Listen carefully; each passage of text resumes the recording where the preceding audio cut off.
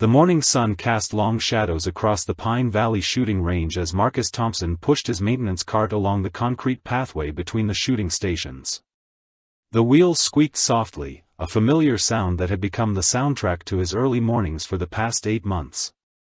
He moved with quiet efficiency, checking each station for spent casings, adjusting target frames, and ensuring every surface gleamed under the fluorescent lights that hummed overhead. The range was a world unto itself, nestled in the rolling hills outside the city where wealthy businessmen and competitive shooters came to practice their craft. Everything here spoke of money and precision. The brass fixtures, the polished wood paneling, the state-of-the-art electronic scoring systems that cost more than Marcus made in 6 months. He had learned to navigate this world carefully, maintaining the invisible barrier that separated those who served from those who were served. Marcus paused at Station 12, the farthest from the main building, and began the methodical process of replacing the paper targets. His movements were deliberate, almost ritualistic. Each target had to be perfectly centered, the clips secure but not tight enough to tear the paper in the wind that sometimes swept down from the mountains. As he worked, his eyes automatically calculated distances, wind patterns, elevation adjustments. Old habits died hard, even after 3 years of trying to bury them. The sound of approaching footsteps made him look up. A small figure was walking across the parking lot, a bright yellow backpack bouncing with each step. Emma. His heart lifted as it did every weekday at 3:30 when his daughter appeared, having walked the 6 blocks from Riverside Elementary to spend the remainder of his shift here at the range. She waved when she spotted him, her gap-toothed smile visible even from 50 yards away. At 8 years old, Emma possessed the kind of boundless energy that made her mother's absence feel both more profound and more bearable. She was Sarah's eyes and stubborn chin, but she had inherited Marcus's careful way of observing the world, taking in details that other children missed. "Good afternoon, sweetheart," Marcus called as she approached, setting down his cleaning supplies to give her his full attention. "How was school today?" Emma dropped her backpack by the maintenance cart and launched into an animated account of her day. Mrs. Peterson had read them a story about a brave knight, and during recess she had helped a first grader who was crying because he missed his mom. As she talked, Marcus continued his work, but his focus remained entirely on her words. This was their ritual, this daily debriefing that connected his 2 worlds. The range began to fill with its usual afternoon clientele. Lawyers in expensive suits who loosened their ties before picking up their weapons. Doctors still wearing scrubs from morning surgeries. Retired military officers who maintained their skills with religious dedication. Marcus knew them all by sight, though few bothered to learn his name.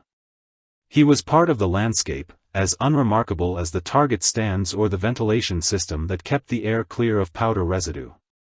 Emma settled into her usual spot, a small chair Marcus had positioned behind the maintenance station where she could do her homework while staying safely out of the way. She pulled out a worksheet covered in multiplication problems, her tongue poking slightly from the corner of her mouth as she concentrated.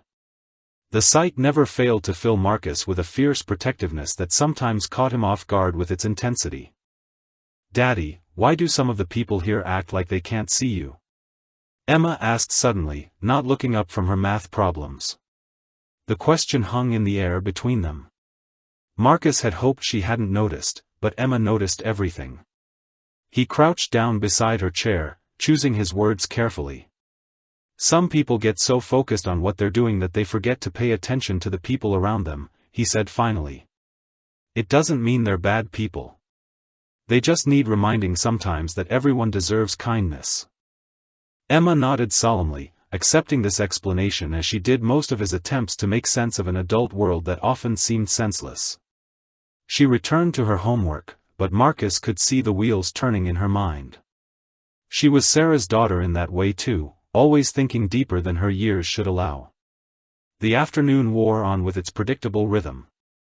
Marcus moved from station to station, maintaining the equipment that allowed others to pursue their passion for precision shooting. He replaced worn shooting mats, adjusted lighting, restocked ammunition displays.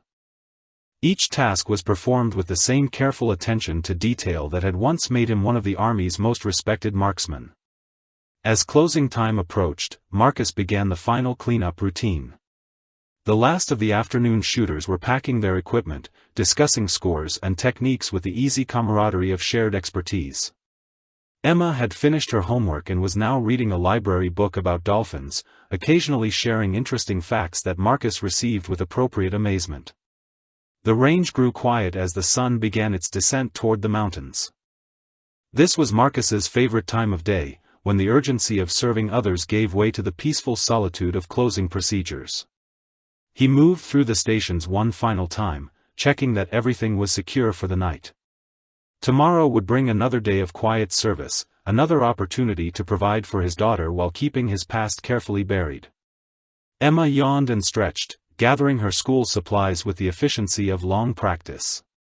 "Ready to go home, Daddy?" "Ready," he confirmed, pushing the maintenance cart toward its storage position. As they walked toward the parking lot, Emma's small hand found his, and Marcus felt the familiar surge of gratitude that had carried him through the darkest days after Sarah's death. Whatever else his life had become, he had this. He had her. The evening air was cool against their faces as they made their way to the old pickup truck that had seen better days but still ran reliably enough to get them where they needed to go. Emma climbed into the passenger seat, already chattering about plans for dinner and whether they might have time to read an extra chapter of their current bedtime story. Marcus started the engine and pulled out of the parking lot, leaving Pine Valley shooting range behind for another day. In the rearview mirror, he could see the building growing smaller, its windows catching the last rays of sunlight. Tomorrow he would return, as he had every day for 8 months, to maintain the equipment and serve the clientele and keep his daughter fed and safe. He had no way of knowing that tomorrow would be different. That tomorrow would test everything he had worked so hard to leave behind. The next morning arrived with the same predictable rhythm that had governed Marcus's life for months. He unlocked the range at 6:30, 2 hours before the first scheduled appointments, allowing himself time to prepare the facility without the pressure of impatient clients. The morning air still held the mountain chill, and his breath formed small clouds as he moved between the stations, checking equipment and adjusting settings. By 8 o'clock, the range had transformed from a quiet sanctuary into a bustling hub of activity. The regulars arrived with their familiar patterns. Dr. Harrison always claimed Station 3, muttering about his need to improve his groupings before the hospital's annual charity competition. Attorney Mills preferred Station 7, where the natural lighting suited his aging eyes. Each had their routines, their preferred ammunition, their particular way of preparing for their session. Marcus moved among them like a ghost, anticipated but unacknowledged. He restocked ammunition supplies, adjusted target distances, and cleaned equipment with the same methodical precision that had once earned him commendations in a different life. The work suited him in its simplicity, its clear objectives, its lack of life-or-death consequences. At 10:15, the heavy glass doors opened to admit a figure that commanded immediate attention. Derek Sterling entered with the swagger of a man accustomed to being the most skilled person in any room. His custom shooting jacket bore patches from competitions across 3 states, and his equipment case was emblazoned with sponsor logos that spoke of professional endorsements and prize money. Derek was 32, tall and lean with the kind of confidence that bordered on arrogance. His dark hair was perfectly styled, his shooting glasses cost more than Marcus made in a week, and his handshake with the range's other patrons carried the casual authority of someone who expected deference. He had been coming to Pine Valley for 6 months, ever since moving to the area to train with a renowned coach who lived nearby. "Good morning, Derek," called Colonel Mitchell from his office doorway. The range owner was a distinguished man in his 60s, his military background evident in his bearing and his sharp assessment of everyone who entered his facility. "Station 12 is ready for you, as requested." Derek nodded his acknowledgement, but his attention was already focused on his equipment, his mental preparation for the session ahead. He moved to his preferred station with the fluid motion of someone completely comfortable in his environment. As he began unpacking his custom rifle, his eyes swept the range with the proprietary gaze of someone who considered himself its unofficial king. Marcus was replacing targets at Station 10 when Derek's voice cut across the space between them. "Hey, maintenance guy. The paper on 12 is crooked. The words carried the casual dismissiveness of someone addressing hired help. Marcus looked up from his work, meeting Derek's gaze for a brief moment before nodding and moving to correct the minor imperfection. The target was perhaps a quarter-inch off-center, barely noticeable to most shooters, but Derek's eyes were trained to spot even the smallest deviations. As Marcus adjusted the target clips, Derek continued his preparation with the ritualistic precision of a master craftsman. His rifle was a work of art, custom-built and perfectly balanced, worth more than most people's cars. Every component had been selected for maximum performance, every adjustment calibrated to his specific shooting style and physical dimensions. The morning progressed with Derek dominating the range's attention. His shots were precise, his commentary on technique and equipment loud enough for everyone to hear. He critiqued other shooters' form with the casual authority of an expert, offered unsolicited advice about ammunition selection, and generally established himself as the range's resident authority on all matters related to marksmanship. Marcus continued his work with quiet efficiency, but he found himself observing Derek's technique with the trained eye of someone who understood the subtle mechanics of precision shooting. Derek was undoubtedly skilled, his groupings tight and consistent, his breathing control excellent. But there was something in his stance, a slight tension in his shoulders, that suggested room for improvement that Derek himself probably didn't recognize. During a break in Derek's shooting session, Marcus was cleaning spent brass from the floor when Derek's voice addressed him again. "You know anything about rifles, maintenance guy, or do you just sweep up after real shooters?" The question hung in the air with deliberate provocation. Several other patrons glanced over, curious about Marcus's response. Colonel Mitchell looked up from his paperwork with a slight frown, clearly uncomfortable with Derek's tone. Marcus straightened slowly, meeting Derek's gaze with steady composure. "I know enough to keep them clean and functioning properly," he replied quietly. Derek laughed, a sound devoid of warmth. "That's what I figured. Cleaning and basic maintenance. Leave the real work to those of us who understand what these weapons can actually do." The dismissal was complete and public. Marcus nodded once and returned to his work, but something had shifted in the atmosphere of the range. The other patrons exchanged uncomfortable glances, recognizing the unnecessary cruelty in Derek's words. Colonel Mitchell's frown deepened, his military sensibilities offended by the deliberate disrespect toward a man who was simply doing his job. The lunch hour brought a temporary quiet to Pine Valley shooting range as most patrons departed for meetings and appointments. Marcus used this respite to perform the deeper maintenance tasks that required uninterrupted focus. He was calibrating the electronic scoring system at Station 5 when Emma's familiar footsteps echoed across the concrete floor. "Daddy," she called, her voice carrying that particular note of excitement that meant she had news to share. "Guess what happened at school today?" Marcus set down his tools and turned to face his daughter, automatically checking the wall clock. 12:45. Emma had gotten early dismissal again, probably another teacher workday that he had forgotten to mark on his calendar.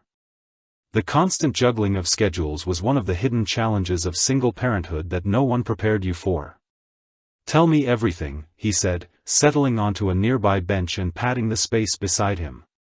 Emma dropped her backpack and climbed up, her legs swinging freely as she launched into her story. "Mrs. Peterson announced that we're having a career day next month, and everyone has to bring someone from their family to talk about their job." Emma's eyes shone with enthusiasm. "I want to bring you, Daddy. You can tell everyone about how you take care of all the important equipment here." Marcus felt a familiar tightness in his chest, the same sensation that accompanied any discussion of his current circumstances. Career Day presentations were designed for parents with impressive titles and interesting stories, not maintenance workers who spent their days cleaning up after others. But Emma's faith in him was absolute, her pride in his work genuine and uncomplicated. "That sounds wonderful, sweetheart," he said carefully. "What would you like me to talk about?" Emma's response came without hesitation. "About how you make sure everything works perfectly so people can practice getting better at shooting. About how you know exactly how to fix things when they break. About how everyone here depends on you even if they don't always remember to say thank you." The simple honesty of her perspective caught Marcus off guard. Through Emma's eyes, his work had dignity and importance. She saw past the hierarchies and social distinctions that seemed to matter so much to others, focusing instead on the essential function he served. It was a reminder of why he had chosen this path, this deliberate retreat from complexity into the straightforward world of honest labor. They shared lunch together on the bench, Emma chattering about her friends and her upcoming school projects while Marcus listened with the focused attention that was his gift to her. These midday visits had become precious to both of them, islands of connection in the midst of their separate daily worlds.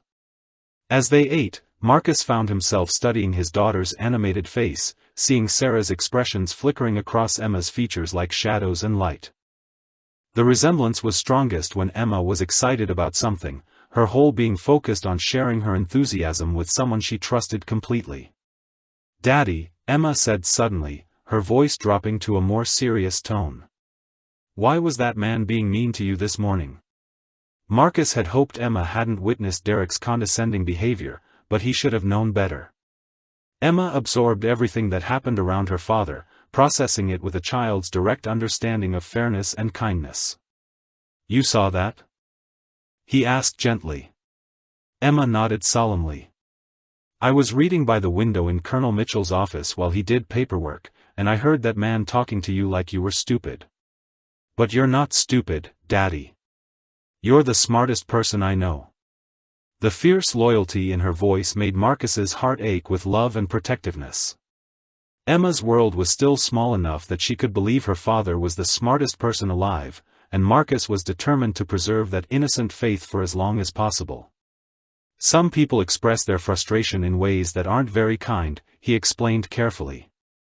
"That man is probably under a lot of pressure to perform well, and sometimes pressure makes people forget their manners." Emma considered this explanation with the gravity of a philosopher. "But you're under pressure too, and you're never mean to anybody." The observation was so accurate and so simply stated that Marcus felt tears threaten behind his eyes. Emma's ability to see through to essential truths was both a blessing and a burden, forcing him to confront the ways his choices affected not just himself but the small person who looked to him for everything. "You're right," he said finally. "There's never a good reason to be unkind to someone who's trying to help you. That's something I learned from your mother, and something I hope to teach you." Emma smiled and leaned against his shoulder, satisfied with his answer. They finished their lunch in comfortable companionship, surrounded by the familiar sounds of the range and the distant mountains that framed their small world. As the afternoon approached, Marcus knew the range would soon fill again with its regular clientele.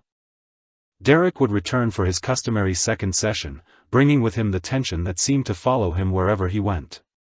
But for now, in this quiet moment with his daughter, Marcus felt the peace that came from knowing exactly what mattered most in his life. Emma gathered her school supplies and settled into her usual homework spot, already absorbed in a reading assignment about ocean creatures. Marcus returned to his maintenance tasks, but part of his attention remained focused on his daughter, watching over her with the vigilant care that had become second nature since Sarah's death. The afternoon light streamed through the range's windows, casting long shadows across the concrete floor where Marcus worked. Derek Sterling returned to Pine Valley at 2:30, his afternoon session scheduled with the precision of a military operation. He carried himself with the same arrogant confidence that had marked his morning appearance, but something in his demeanor suggested increased agitation. Perhaps his lunch meeting hadn't gone as planned, or maybe the pressure of an upcoming competition was weighing on him more heavily than usual. Marcus was adjusting the ventilation system when Derek claimed his preferred Station 12. The maintenance work required him to move between stations, checking airflow and filter status, which brought him into Derek's vicinity more frequently than either man would have preferred. Each encounter carried the potential for friction, and Derek seemed determined to make the most of every opportunity. "Hey, maintenance guy," Derek called out as Marcus passed behind his station. "These target clips are loose. Do your job properly the first time, and maybe I won't have to keep correcting your mistakes." Several other shooters glanced over at the sharp tone. Dr. Harrison paused in loading his rifle, clearly uncomfortable with Derek's public criticism of the range staff. Attorney Mills shook his head slightly, his disapproval evident but unspoken. The afternoon regulars had grown accustomed to Derek's abrasive personality, but his treatment of Marcus was crossing lines that made everyone uncomfortable. Marcus approached the target stand and examined the clips that Derek had indicated. They were secure within normal parameters, no looser than dozens of others throughout the range. But he adjusted them anyway, tightening each one with deliberate care while Derek watched with obvious impatience. "Is that better, sir?" Marcus asked quietly, his tone professionally neutral. Derek didn't bother to examine the adjustment. "It'll have to do, I suppose. Try to pay more attention to details.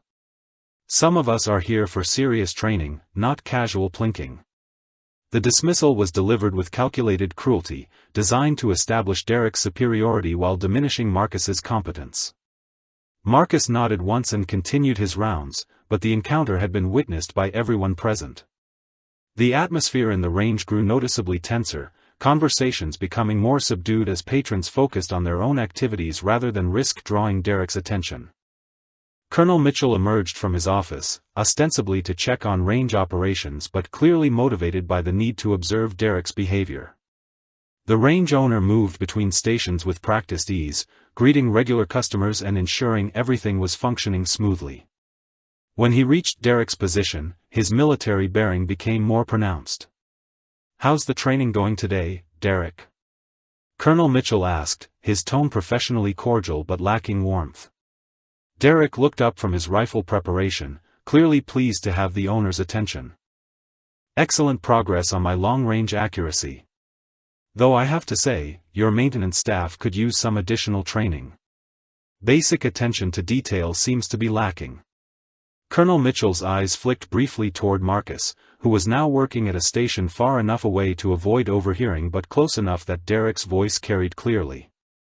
The range owner's jaw tightened almost imperceptibly, a military man's reaction to witnessing unnecessary disrespect toward subordinates. "Marcus Thompson has been with us for 8 months, Colonel Mitchell replied evenly. "His work has been consistently excellent, and our equipment has never been better maintained." The defense was subtle but unmistakable. Derek's eyes narrowed slightly, clearly unused to having his criticisms challenged by authority figures. For a moment, the two men regarded each other with the kind of tension that suggested deeper currents of conflict. "Of course," Derek said finally, his tone suggesting gracious acceptance while his expression remained cold. "I'm sure he's adequate for basic maintenance tasks. I just hold everyone to high standards, including myself."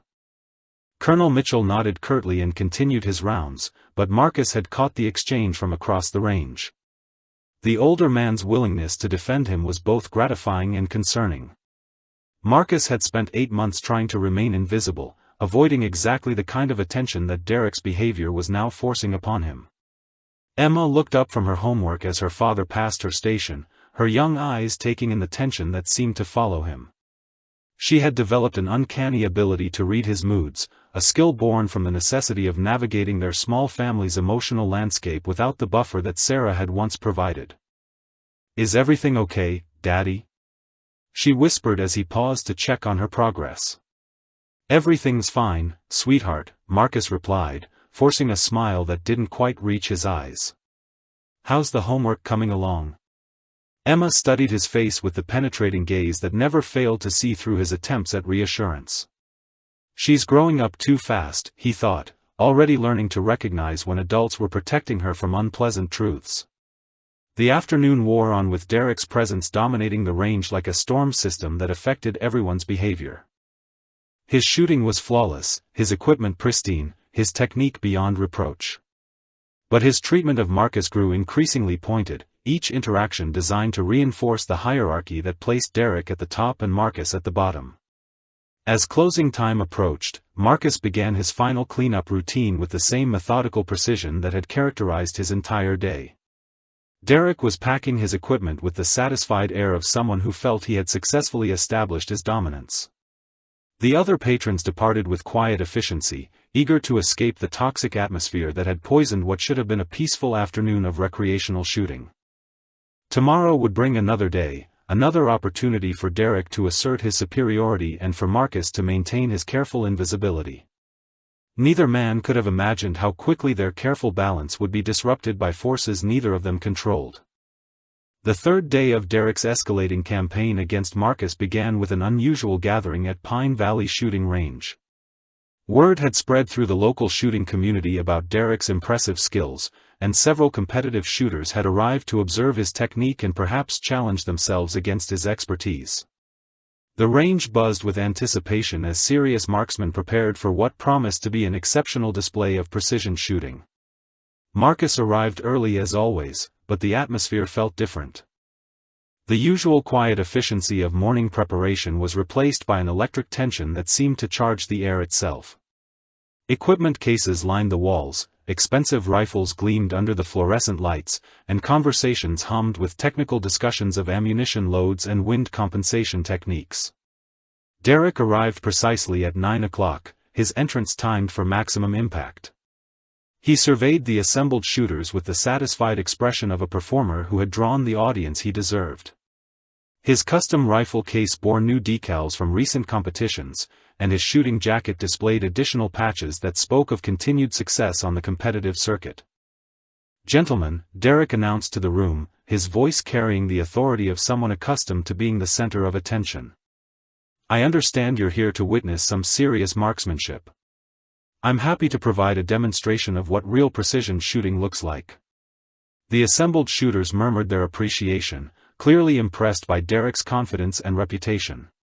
Marcus continued his maintenance routine, moving between stations with practiced invisibility while the drama unfolded around him. But Derek's next words stopped him cold. "Of course, part of precision shooting is having properly maintained equipment," Derek continued, his voice rising to ensure everyone could hear. "Unfortunately, not all ranges employ staff who understand the importance of meticulous attention to detail." Every head in the room turned to follow Derek's pointed gaze toward Marcus, who was replacing targets at Station 8. The implication was unmistakable, and the sudden silence that fell over the assembled shooters felt heavy with embarrassment and anticipation. Marcus straightened slowly, meeting Derek's stare with steady composure despite the heat that rose in his cheeks. The public nature of this latest humiliation was designed to be devastating, performed before an audience of serious shooters whose respect Derek clearly craved and whose witness he wanted for Marcus's degradation. "I've had to make several corrections to the maintenance work here," Derek continued, his tone suggesting patient tolerance for incompetence. "Simple things, really. Target alignment, equipment cleanliness, basic attention to safety protocols. The kind of details that separate professional facilities from amateur operations." Colonel Mitchell appeared in his office doorway, drawn by the unusual activity and the pointed nature of Derek's commentary. The range owner's expression was thunderous as he recognized what was happening, but Derek pressed on with his performance. "Where in the world are you watching this unfold right now?" Marcus wondered silently, imagining invisible observers witnessing this moment of public humiliation. "What time is it where you are as you see one man deliberately destroying another's dignity for sport?" "I don't mean to criticize," Derek said with false magnanimity, "but when you're competing at the highest levels, these details matter. Equipment failure can cost championships, and sloppy maintenance can ruin careers. Some of us have too much invested to accept substandard support." The assembled shooters shifted uncomfortably, their initial enthusiasm for the demonstration dampened by the cruel spectacle they were being forced to witness. Dr. Harrison cleared his throat softly, while Attorney Mills studied his rifle with sudden intense concentration. These were decent men who had come to appreciate skill, not to participate in the systematic humiliation of a working man. Marcus felt Emma's presence before he saw her, that sixth sense that every parent develops when their child is nearby. She had arrived for her usual after-school visit and was standing in the doorway, her small face taking in the scene with the sharp intelligence that missed nothing important. Her backpack hung forgotten from one shoulder as she processed the dynamics playing out before her. The sight of his daughter witnessing this moment of public degradation sent a surge of protective fury through Marcus that he struggled to contain. Emma's world was still small enough that she believed her father was respected and valued, and Derek's performance threatened to shatter that innocent faith with calculated cruelty. Derek noticed Emma's arrival and seemed to relish the expanded audience.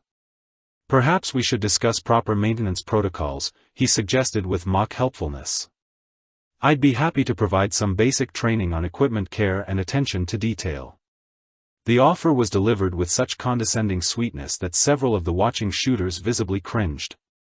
Colonel Mitchell stepped forward from his office, his military bearing rigid with barely controlled anger, but Marcus raised a hand in a subtle gesture that asked for restraint. "I appreciate your concern for range safety," Marcus said quietly, his voice carrying across the suddenly silent facility. "Every piece of equipment here meets or exceeds manufacturer specifications, and our safety record is impeccable." The response was professionally delivered but carried an undertone that made several of the experienced shooters look up with sudden interest. There was something in Marcus's bearing, a subtle shift in posture and tone that suggested depths beneath the humble maintenance worker persona. Derek smiled with predatory satisfaction, clearly pleased that he had finally provoked a direct response.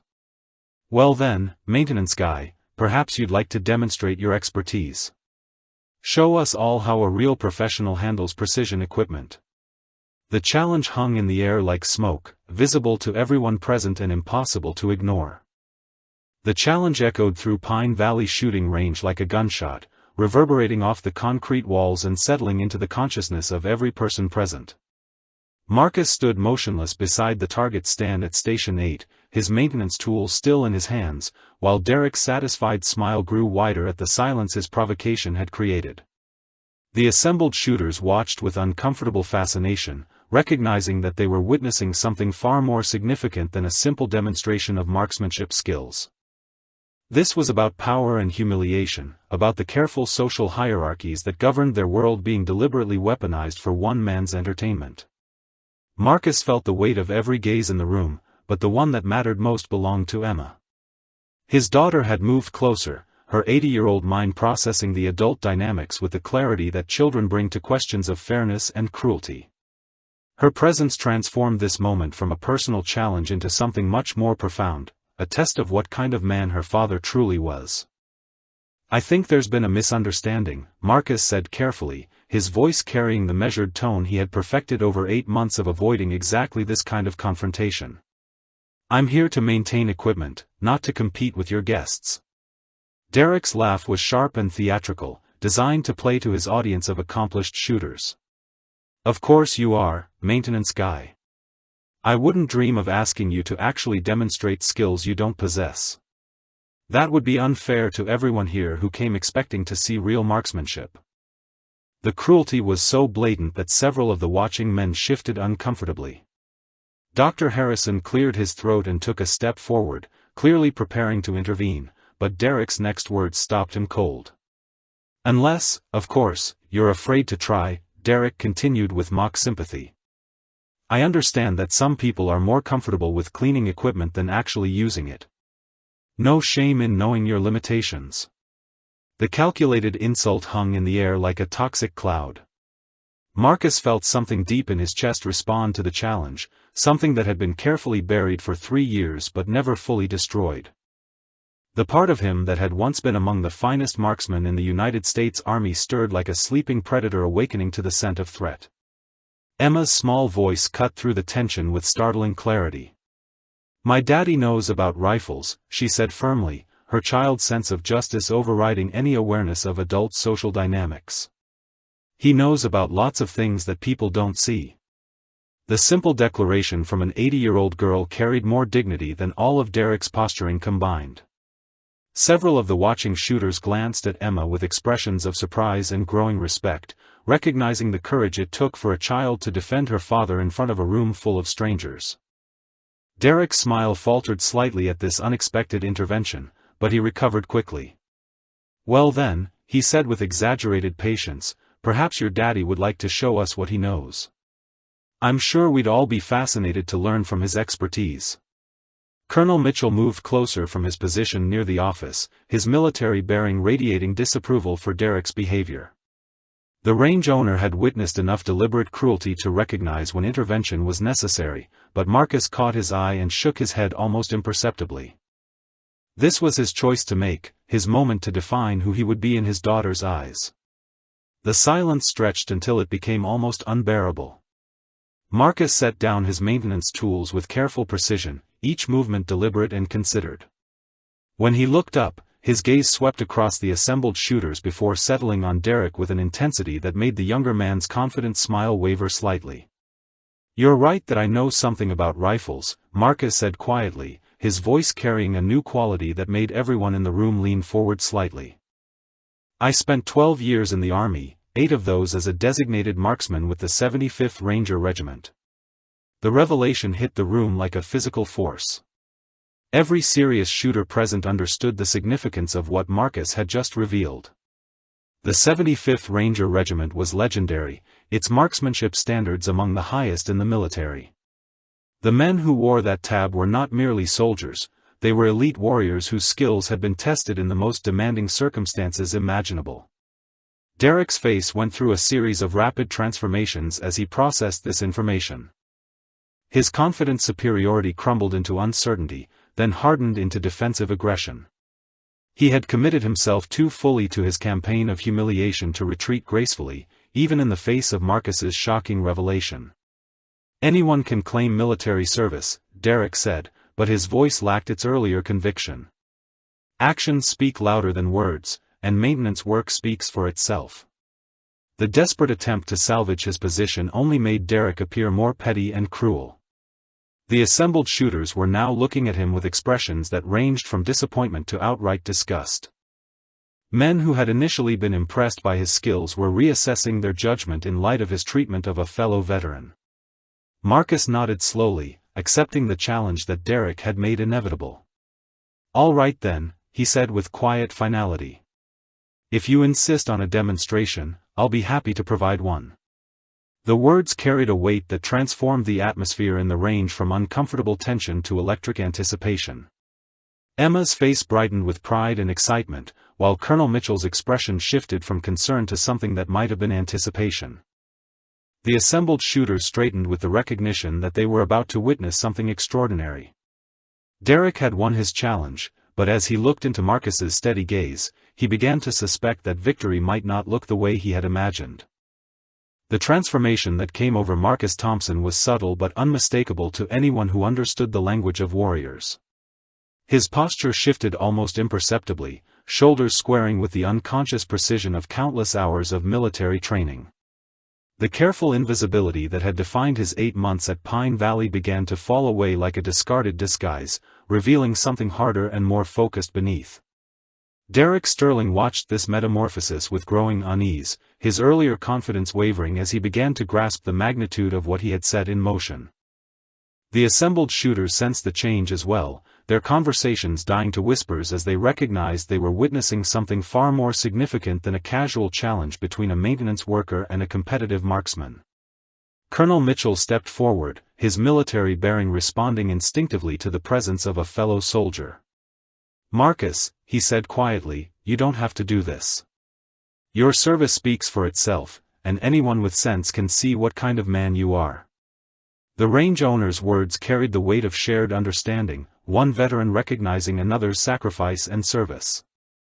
But Marcus shook his head with gentle finality, his decision already made. Some challenges couldn't be walked away from, especially when your daughter was watching and learning what it meant to stand up for yourself with dignity. "I appreciate that, Colonel," Marcus replied, his voice carrying new authority that made everyone present lean forward slightly. "But Mr. Sterling has made it clear that words aren't sufficient. Perhaps a demonstration would be more convincing."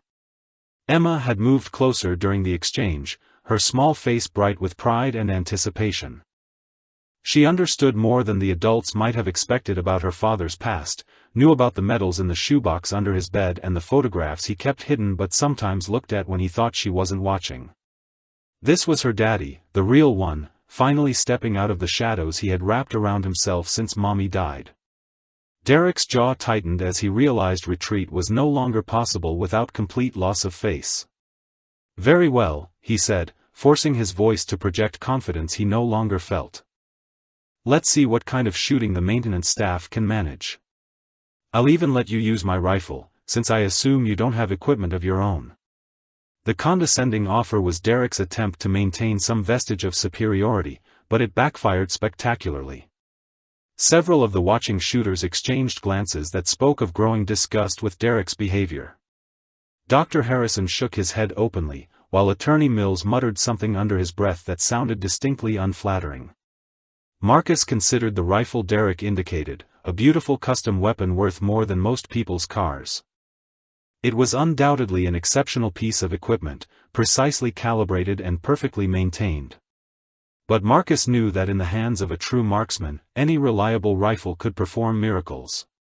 "That's generous," Marcus said politely, "but I think I'll use something from the range inventory. Equipment doesn't make the shooter, and I'd prefer to work with something I can adjust to my own specifications." The quiet confidence in his voice sent a ripple of anticipation through the assembled crowd. Marcus moved to the equipment locker with the fluid efficiency of someone completely comfortable in his environment. He selected a standard range rifle, nothing fancy or expensive, just a solid, reliable weapon that had seen better days but remained fundamentally sound. What would you do in Marcus's position right now, he wondered silently, imagining the invisible observers who might be witnessing this moment of truth. Would you step forward to defend your dignity, or would you continue to hide behind the safety of anonymity? Share your thoughts, because sometimes life forces us to choose between who we've been and who we need to become. As Marcus began his inspection of the rifle, his movements took on the ritualistic precision of military training. He checked the action, examined the barrel, tested the trigger pull with the kind of methodical attention that spoke of countless hours spent ensuring equipment reliability under life-or-death conditions. The watching shooters recognized professional competence when they saw it, and their respect for the quiet maintenance worker began to shift toward something approaching awe. Derek watched this display with growing nervousness, finally beginning to understand that he had challenged someone whose skills might far exceed his own. But his arrogance had carried him too far to retreat gracefully, and the presence of witnesses made backing down impossible without complete humiliation. "What's the challenge?" Marcus asked simply, his attention focused on the rifle in his hands rather than Derek's increasingly uncomfortable expression. Derek's mouth worked silently for a moment as he struggled to devise a test that would allow him to maintain some semblance of superiority. The standard targets at 50 yards would be too easy for anyone with military training, but longer distances might expose his own limitations against a true expert. "Let's make it interesting," Derek said finally, his voice carrying forced bravado. 300 yards, 5 shots, standard bullseye target. Best grouping wins. The challenge was significant, requiring genuine skill and precision. 300 yards was serious long-range shooting, demanding expertise in wind compensation, elevation adjustment, and breath control that separated casual shooters from true marksmen. Derek clearly hoped that the distance would level the playing field, giving his competition experience an advantage over whatever rusty skills Marcus might retain from his military service. Marcus nodded his acceptance without hesitation, already calculating wind speed and direction with the automatic precision that had once made him one of the Army's most feared snipers. The assembled crowd began to move toward the long-range stations, their excitement building as they realized they were about to witness something extraordinary. Emma walked beside her father, her small hand slipping into his free one as they made their way to the firing line. Her presence was both anchor and inspiration, reminding Marcus of what truly mattered while giving him the courage to reveal the man he had once been. The demonstration that followed would change everything at Pine Valley Shooting Range, but in that moment, Marcus Thompson was simply a father preparing to show his daughter that sometimes, when pressed far enough, even the gentlest souls must stand and fight. The long-range shooting station at Pine Valley commanded a view across the valley that stretched for nearly half a mile, with targets positioned at various distances marked by weathered signs and range flags. At 300 yards, the standard bullseye target appeared deceptively small, a black circle that demanded absolute precision to hit consistently. The mountain wind that swept across the range added another layer of complexity, requiring shooters to read air currents and compensate for drift that could turn perfect shots into embarrassing misses. Marcus approached the firing line with the measured pace of someone completely comfortable in this environment. The assembled shooters gathered behind the safety barrier, their earlier conversations replaced by respectful silence as they prepared to witness what promised to be an exceptional display of marksmanship. Even Derek's usual commentary had ceased, replaced by nervous energy as he watched Marcus prepare for the challenge he had so rashly issued. The range rifle Marcus had selected was far from impressive by competitive standards.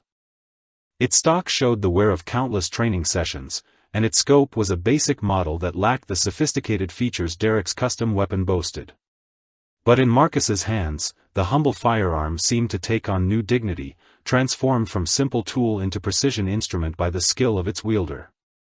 Emma positioned herself at the observation area where Colonel Mitchell had placed a small chair for her use during previous visits.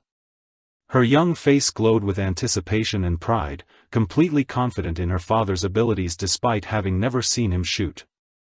Her faith was absolute and uncomplicated, the kind of trust that children give to parents who have never failed them in the things that truly matter. Marcus settled into his shooting position with fluid precision, his body automatically assuming the stance that had been drilled into him through years of military training. Every movement was economical and purposeful, from the way he gripped the rifle to the positioning of his supporting elbow. The watching experts recognized professional technique when they saw it, and several exchanged meaningful glances that spoke of growing recognition. The transformation was remarkable to witness. The humble maintenance worker who had spent 8 months moving invisibly through their world had been replaced by someone whose very presence commanded respect. This was Marcus Thompson as he had once been, a warrior whose skills had been tested in the most demanding circumstances imaginable, a marksman whose precision had meant the difference between mission success and catastrophic failure. Colonel Mitchell moved closer to the firing line, his experienced eye taking in details that escaped civilian observers. Marcus's breathing pattern, the way he settled into his position, the methodical process of scope adjustment and range calculation all spoke of training that went far beyond basic military marksmanship. This was a man who had been shaped by the most elite programs the Army offered, someone whose skills had been honed to a razor's edge by necessity and constant practice. Derek positioned himself at a nearby station, ostensibly to prepare for his own shooting but actually to observe Marcus's technique with growing apprehension. What had begun as a cruel game designed to humiliate a maintenance worker was rapidly transforming into something far more serious. Derek's competitive experience had never included facing an opponent whose credentials included actual combat deployment and specialized sniper training. The wind across the range shifted subtly, and Marcus paused in his preparation to reassess conditions. His eyes tracked the movement of grass and range flags with the automatic precision of someone who had learned to read environmental factors as a matter of survival. This wasn't recreational shooting where missed shots meant lost points, this was the application of skills that had once meant the difference between life and death for himself and his fellow soldiers. Marcus loaded 5 rounds into the rifle's magazine with deliberate care, each cartridge inspected and seated with the attention to detail that separated professionals from amateurs. The ammunition was standard range inventory, nothing special or particularly accurate, but Marcus knew that in the hands of a skilled marksman, even basic rounds could perform far beyond their expected capabilities. The first shot would tell the story. At 300 yards, even minor errors in technique or judgment became magnified into significant misses. The target seemed impossibly small through the basic scope, just a dark circle that wavered slightly in the heat shimmer rising from the valley floor. But Marcus had engaged targets at far greater distances under much more challenging conditions, and the familiar weight of a rifle in his hands awakened muscle memory that 3 years of civilian life had never fully erased. Emma's voice carried clearly across the range as she called out her encouragement. "You can do it, Daddy. I know you can." The simple faith in her words seemed to settle something deep in Marcus's chest. This wasn't about proving himself to Derek Sterling or impressing the assembled shooters. This was about showing his daughter that sometimes, when circumstances demand it, quiet people can find their voice and gentle souls can demonstrate strength that surprises everyone who thought they knew them. Marcus chambered the first round and settled into his final shooting position. The world narrowed to the essential elements: wind speed and direction, target distance, breathing rhythm, trigger control. Everything else faded away as he entered the zone of absolute concentration that had once made him one of the most feared precision shooters in the United States military. The silence that fell over Pine Valley shooting range was complete and expectant, broken only by the whisper of mountain wind and the distant cry of a hawk circling high above the valley. The first shot rang out across Pine Valley with the sharp crack that only precision rifles produce, cutting through the mountain air like a blade through silk. Marcus's body absorbed the recoil with practiced ease, his position remaining absolutely steady as the sound echoed off the surrounding hills and gradually faded into memory. Through his scope, he could see the small hole that had appeared in the target's 10 ring, placed with surgical precision exactly where he had intended. The assembled shooters leaned forward collectively, straining to see the result at 300 yards. Colonel Mitchell raised his spotting scope, and after a moment of careful observation, his voice carried clearly across the range. Center X ring. Perfect shot. A murmur of appreciation rippled through the watching crowd, but Marcus had already chambered his second round and was settling back into position. The first shot had been about establishing baseline conditions and confirming his calculations. Now the real test would begin, demonstrating whether he could repeat that precision under the mounting pressure of scrutiny and expectation. Derek Sterling watched from his nearby position with growing dismay, recognizing that he was witnessing something far beyond his own considerable abilities. His competitive experience had never included facing an opponent whose skills approached the level Marcus was demonstrating. The casual perfection of that first shot spoke of training and experience that Derek's civilian background could never match. Emma clapped her hands together with delight, her young voice carrying clearly across the range. "That's my daddy," she announced to anyone within hearing. "He's the best shooter in the whole world." The innocent pride in her declaration brought smiles to several of the watching men, who were beginning to understand that they were witnessing not just exceptional marksmanship but the revelation of a man's true character under pressure. Marcus Thompson was showing them who he really was beneath the humble maintenance worker persona, and the display was both inspiring and humbling. The second shot followed with the same controlled precision as the first. Marcus's breathing had settled into the rhythm that had once been as natural as heartbeat, his body moving through the firing sequence with automatic precision. The rifle spoke again, and through his scope Marcus could see another perfect hole appear in the target center, so close to the first that they almost touched. 2 for 2, Colonel Mitchell announced, his voice carrying a note of professional appreciation that spoke of his own military background. "This is exceptional shooting." Marcus chambered the third round without pause, his concentration absolute and unshakable. The watching crowd had grown completely silent, recognizing that they were witnessing something extraordinary. Even the mountain wind seemed to have stilled, as if nature itself was holding its breath for this demonstration of human precision and skill. Derek's jaw worked silently as he struggled to process what he was seeing. His earlier confidence had evaporated completely, replaced by the sick realization that he had challenged someone whose abilities made his own considerable skill seem amateurish by comparison. The cruel game he had initiated was backfiring spectacularly, revealing him as the pretender while elevating his intended victim to heroic status. The third shot was, if anything, even more precise than the first two. Marcus had found his rhythm now, settling into the zone of absolute concentration that separated true marksmen from merely skilled shooters. The rifle had become an extension of his will, responding to his intentions with mechanical precision that seemed almost supernatural to civilian observers. Dr. Harrison shook his head in amazement, his medical training giving him appreciation for the incredible hand-eye coordination and physiological control Marcus was demonstrating. "This isn't just good shooting," he murmured to Attorney Mills. "This is world-class precision under pressure." Marcus chambered his fourth round, aware of the mounting tension around him but completely focused on the task at hand. Emma's presence provided emotional anchor while the challenge itself had awakened skills that had been dormant but never truly lost. Each shot was building on the last, creating a group that would have been impressive at 50 yards but was approaching miraculous at 300. The fourth shot maintained the same impossible standard, adding another perfect hole to the growing cluster in the target center. The assembled shooters were no longer simply watching, they were witnessing something that would become legend in the local shooting community. Stories would be told about this demonstration for years to come, about the quiet maintenance worker who revealed himself to be one of the finest marksmen anyone had ever seen. Colonel Mitchell's voice carried a note of awe as he announced the fourth shot's placement. Dead center again. This is the finest shooting I've seen in 40 years of military and civilian marksmanship. Marcus prepared for his final shot with the same methodical precision that had characterized the previous four. One round remained to complete the challenge Derek had issued, one last opportunity to demonstrate that true skill couldn't be diminished by circumstances or hidden by humble employment. The maintenance worker was gone now, replaced entirely by the elite soldier he had once been. Emma's whispered encouragement reached his ears like a prayer. "Show them who you really are, Daddy." The words crystallized everything Marcus felt about this moment.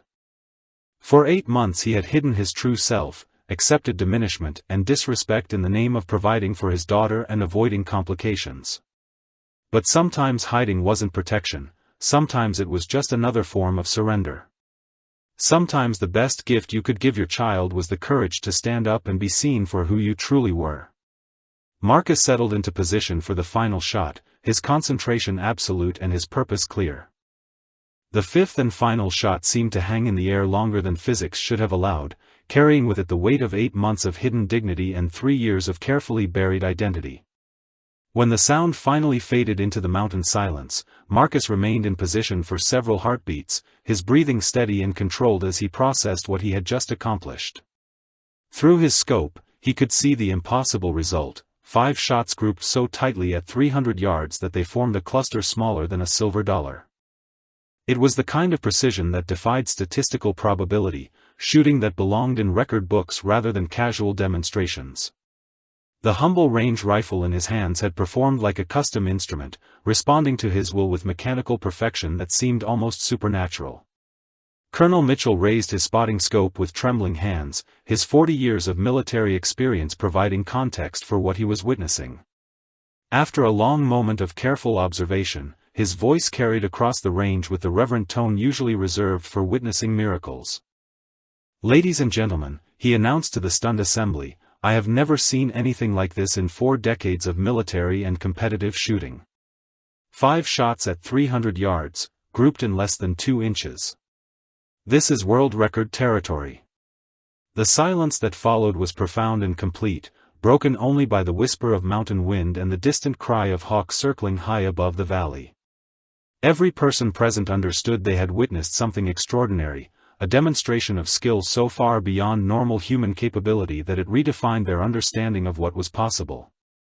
Emma's delighted squeal of joy shattered the reverent quiet as she jumped down from her observation chair and ran toward her father. "Daddy, you did it. You showed them how good you really are." Her innocent triumph was infectious, and several of the watching men found themselves smiling despite their awe. But Emma's celebration was cut short as she noticed the tears streaming down her father's face, evidence of emotions too complex for words. Marcus set the rifle aside with careful reverence and gathered his daughter into his arms, holding her close as 3 years of suppressed identity came flooding back.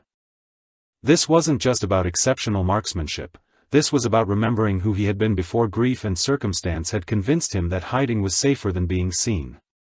The assembled shooters began to move closer, their earlier distance replaced by the kind of respect reserved for witnessing genuine greatness. Dr. Harrison was the first to speak, his medical training helping him find words when others struggled with the magnitude of what they had seen. "That was absolutely incredible," he said simply. "I've been shooting for 30 years, and I've never seen anything approaching that level of precision. You're not just skilled, Marcus. You're gifted." Attorney Mills nodded his agreement, his earlier discomfort with Derek's behavior now transformed into protective anger on Marcus's behalf. "Anyone who treats a man like you with disrespect is revealing their own ignorance," he said firmly. "What we just witnessed was artistry of the highest order." Derek Sterling stood apart from the group, his face pale and his earlier arrogance completely evaporated. The cruel game he had initiated had backfired beyond his worst nightmares, revealing him as a petty bully who had targeted someone whose skills made his own considerable ability seem amateurish by comparison. The watching crowd's respect had shifted entirely to Marcus, leaving Derek isolated and exposed. Colonel Mitchell approached Marcus with the measured pace of one veteran acknowledging another. His military bearing was rigid with respect as he extended his hand in formal recognition of what had just occurred. "Ranger Thompson," he said, using Marcus's military rank with deliberate formality, "it has been an honor to witness your demonstration. Your service record speaks for itself, but what you've shown us today goes beyond mere training. This is natural talent refined by the highest level of military instruction." Marcus accepted the handshake with quiet dignity, his emotional composure gradually returning as he processed the transformation that had occurred in the past few minutes. The invisible maintenance worker was gone forever, replaced by someone who could no longer hide his true capabilities or accept diminishment from anyone. "If this story is touching your heart right now," he thought, imagining the unseen observers who might be witnessing this moment of revelation, "let us know where you're listening from." Sometimes the most extraordinary things happen when ordinary people find the courage to reveal their true selves.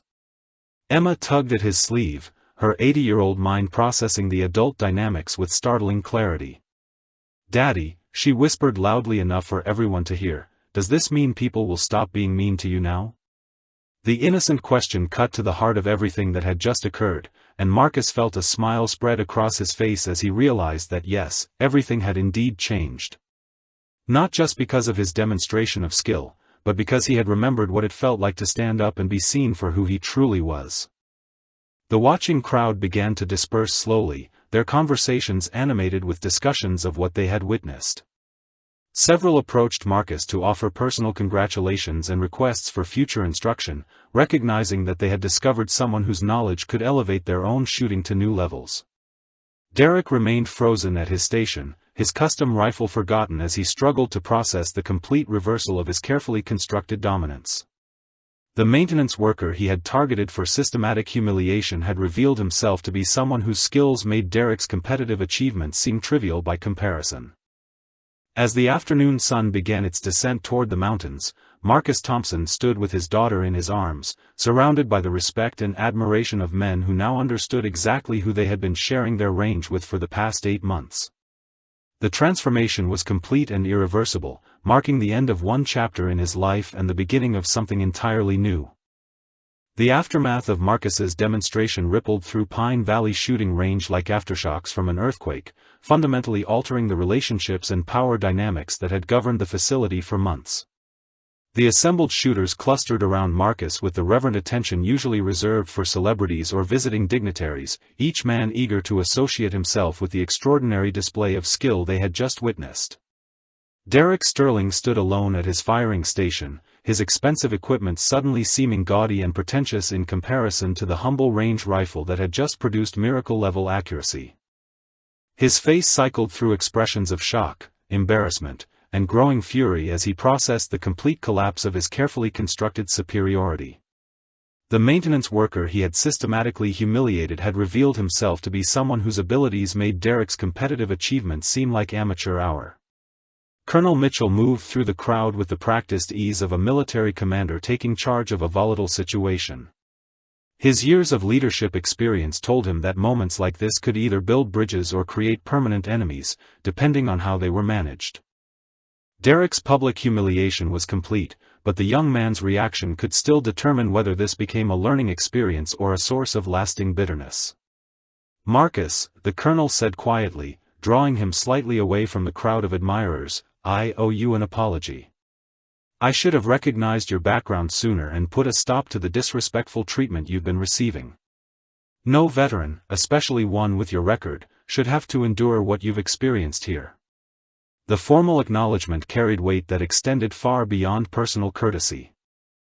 Colonel Mitchell was publicly recognizing Marcus's military service and implicitly criticizing Derek's behavior in terms that everyone present could understand. It was both vindication and protection, ensuring that future disrespect would be impossible to disguise as casual banter. Marcus accepted the apology with the grace that had characterized his 8 months of patient endurance. "No apology necessary, Colonel," he replied quietly.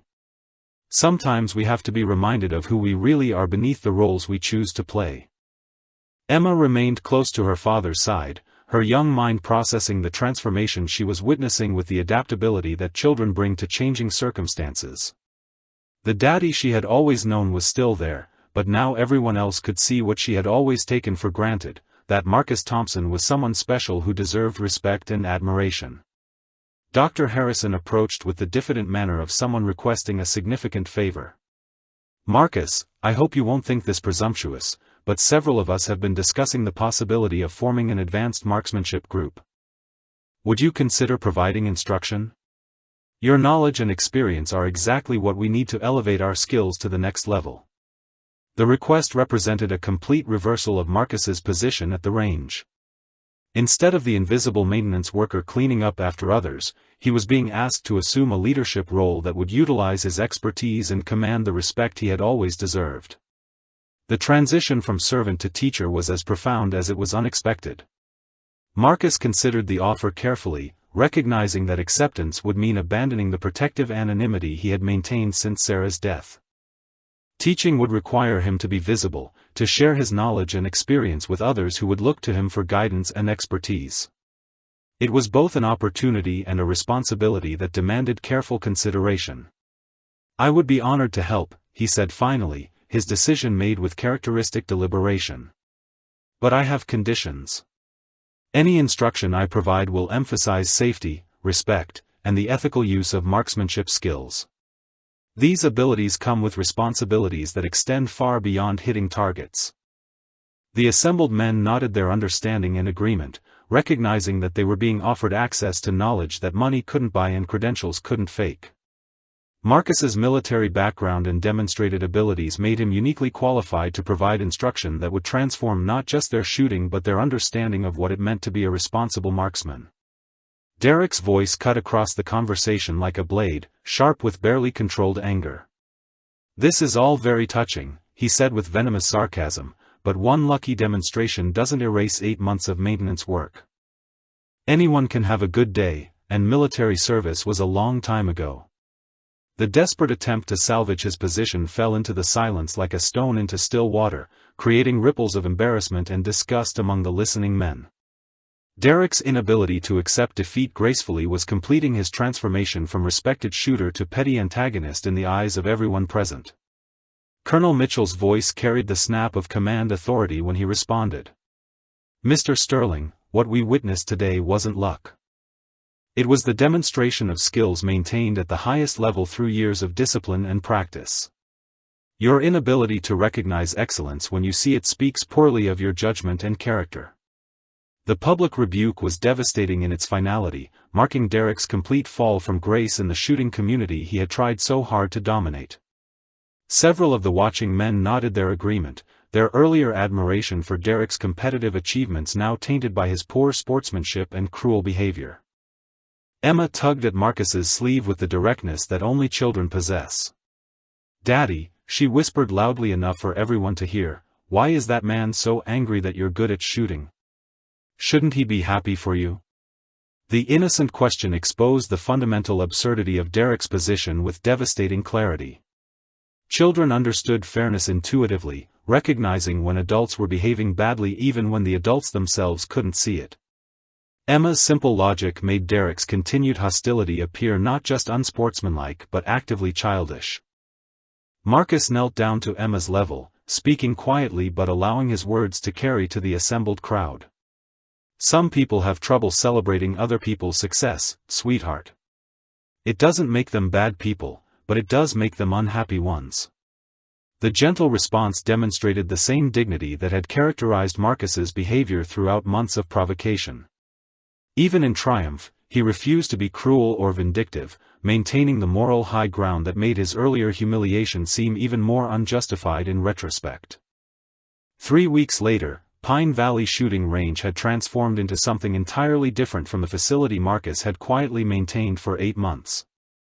The advanced marksmanship program he now directed had attracted serious shooters from across the region, men and women eager to learn from someone whose credentials and demonstrated abilities commanded genuine respect. The maintenance cart had been replaced by an instructor's podium, and the invisible worker had become the range's most valued asset. Marcus stood before a group of 12 students, including Dr. Harrison and Attorney Mills, explaining the fundamentals of wind compensation with the patient authority that had once made him one of the Army's most effective trainers. His teaching style emphasized understanding over memorization, helping students grasp the underlying principles that would make them truly skilled rather than merely technically proficient. Emma occupied her usual spot during after-school hours, but her chair now sat in a place of honor near the instructor's area rather than hidden behind maintenance equipment. She completed her homework while listening to her father share knowledge that had been hard-won through years of military service and refined through countless hours of practice under the most demanding conditions imaginable. The transformation in how others treated Marcus was complete and irreversible.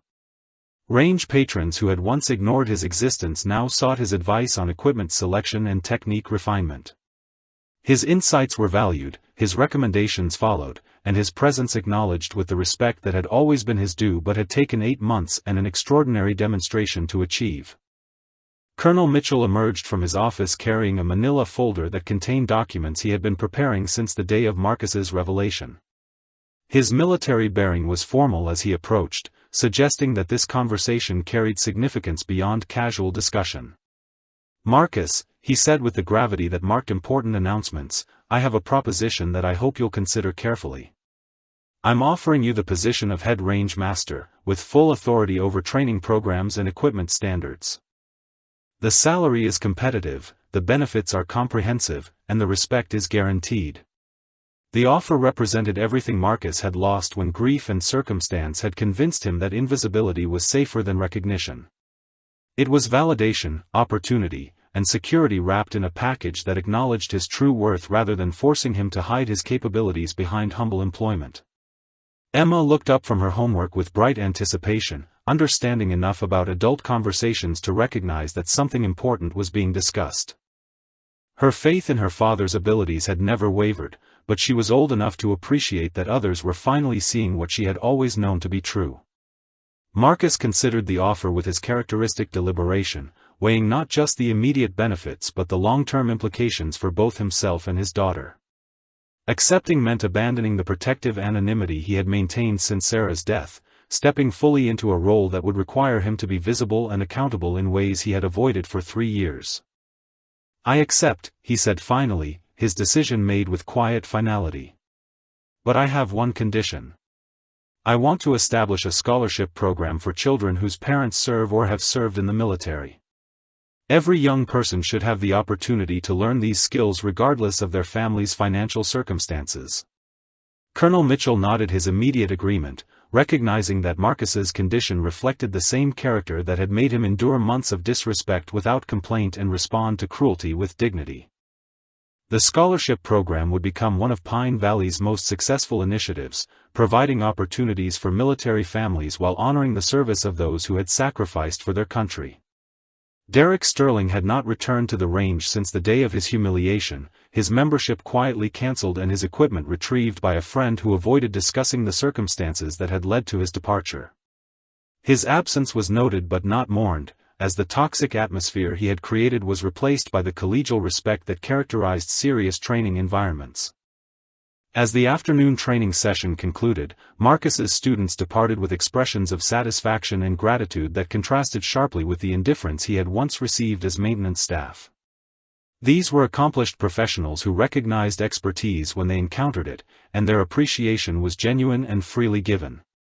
Emma packed her school supplies with the efficient movements that had become routine, but her excitement about her father's new position was evident in every gesture. The career day presentation she had been planning would now feature someone whose title matched his abilities, whose recognition reflected his true worth. "Daddy," she said as they walked toward the parking lot together, "does this mean you don't have to hide anymore?" The question cut to the heart of everything that had changed in the past 3 weeks. Marcus had indeed been hiding, not just his military background but his fundamental identity as someone whose skills and character commanded respect. The maintenance work had been honest labor, but it had also been a form of protective camouflage that was no longer necessary. "No more hiding, sweetheart," he confirmed, his voice carrying the quiet satisfaction of someone who had rediscovered his true self. "From now on, we face the world as we really are." As they drove home through the mountain evening, Emma chattered excitedly about telling her friends that her daddy was now the most important person at the shooting range. Her pride was infectious and healing, reminding Marcus that the greatest gift he could give his daughter was the courage to be seen for who he truly was rather than who he thought others wanted him to be. The old pickup truck climbed the winding road toward home, carrying a father and daughter whose lives had been transformed by the simple act of refusing to remain invisible when challenged. Behind them, Pine Valley Shooting Range settled into evening quiet, but tomorrow would bring new students eager to learn from someone whose extraordinary skills were now matched by the recognition and respect they had always deserved. Marcus Thompson had found his way back to himself, and in doing so, had shown his daughter that sometimes the most important victories come not from defeating others, but from having the courage to reveal the person you've always been inside.